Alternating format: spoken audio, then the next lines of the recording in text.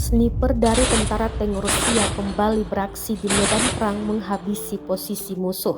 Kali ini, sniper Rusia mengandalkan senapan mesin Kord dalam menembaki posisi pasukan Ukraina di Kupiansk. Rekaman detik-detik penyerangan beredar di Telegram pada Senin 24 April 2023. Dalam keterangan unggahan disebutkan, inilah rekaman kerja tempur tentara tank ke-1 dari senapan mesin Kord di posisi angkatan bersenjata Ukraina dekat Kupiansk.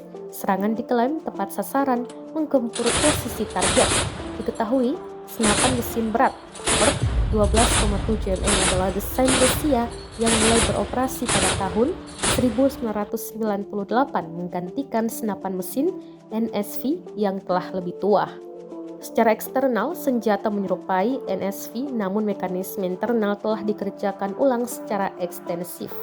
Selain itu, sistem gas telah diubah dan penyekat moncong didesain ulang.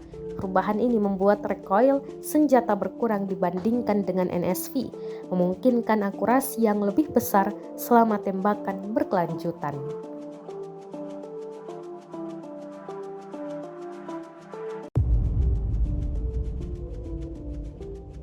Rusia melaporkan secara total 411 pesawat Ukraina, 228 helikopter, 3.796 kendaraan udara tak berawak, 415 sistem rudal anti pesawat dieliminir sejak awal operasi khusus.